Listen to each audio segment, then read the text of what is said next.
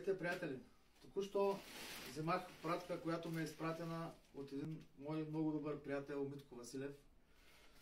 А тя е мартеници и материали за направа на мартеници, които ще бъдат включени в инициативата да помогнем на Витомир. Ще бъдат включени в базара и още утре ще бъдат предадени на хора, които да ги направят. Това са страшно много неща.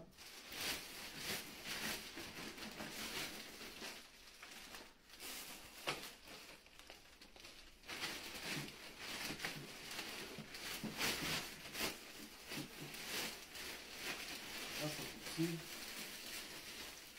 Значи това са материали за 10 човека да правят мартеници едновременно.